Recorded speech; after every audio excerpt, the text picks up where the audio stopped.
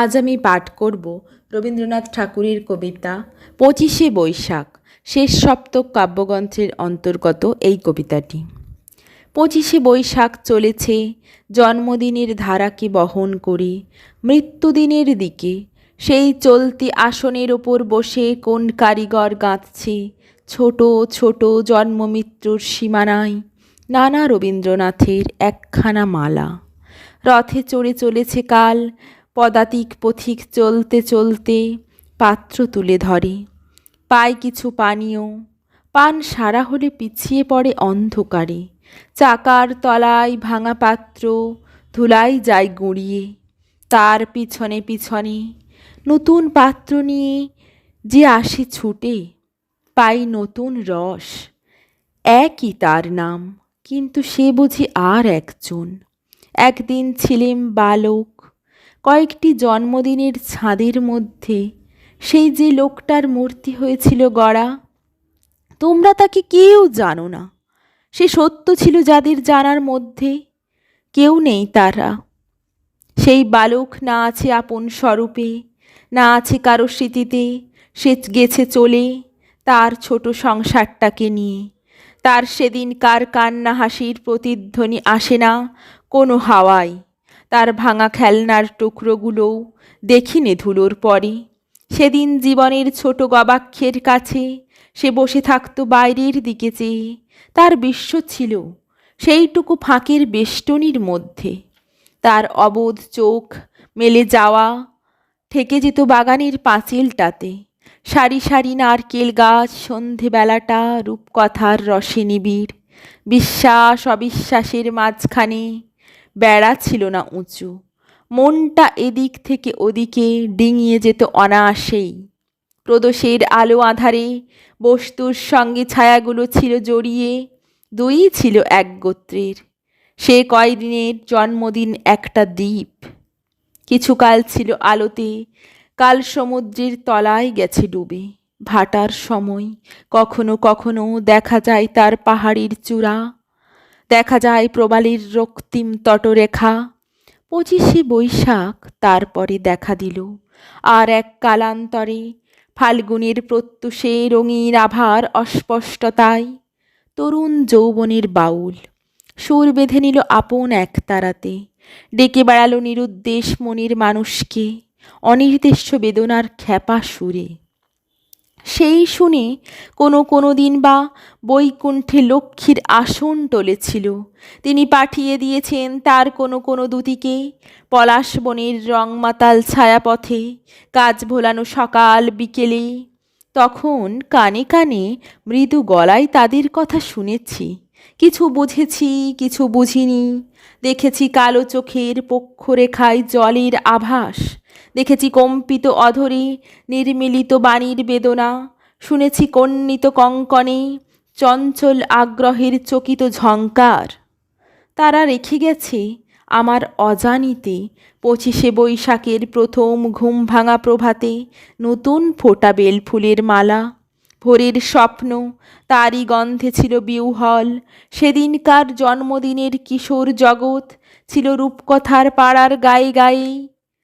জানা না জানার সংশয়ে সেখানে রাজকন্যা আপন এলো চুলের আবরণে, কখনো বা ছিল ঘুমিয়ে, কখনো বা জেগেছিল চমকে উঠে সোনার কাঠির পরশ লেগে।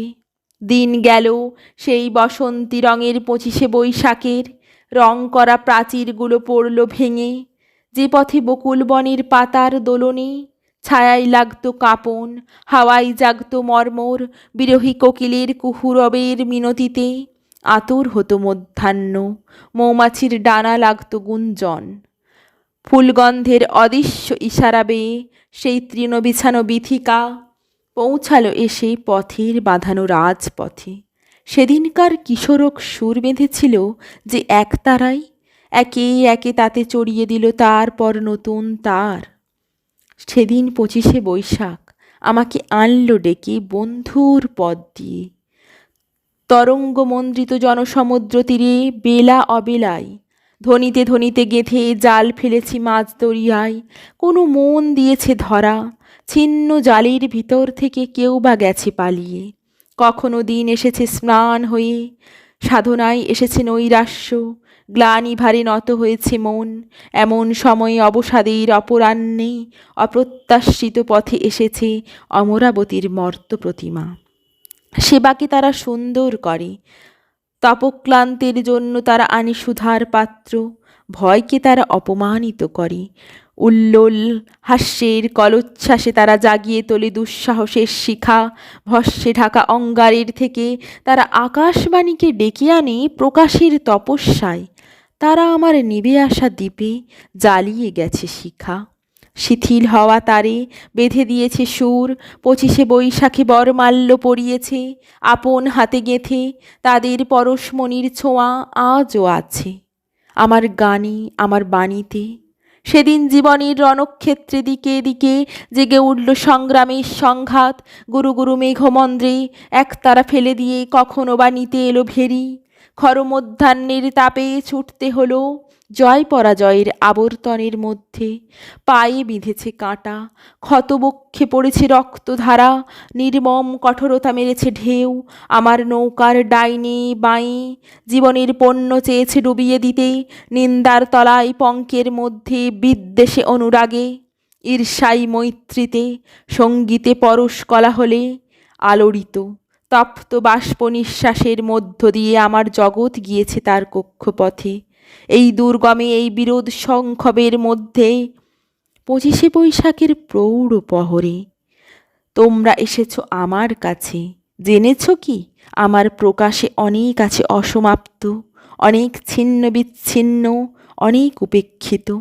অন্তরে বাহিরে সেই ভালো মন্দ, স্পষ্ট অস্পষ্ট, খ্যাত অখ্যাত, ব্যর্থ চরিতার্থের জটিল সংমিশ্রণের মধ্য থেকে যে আমার মূর্তি, তোমাদের শ্রদ্ধায়, তোমাদের ভালোবাসায়, তোমাদের ক্ষমায় আজ প্রতিফলিত।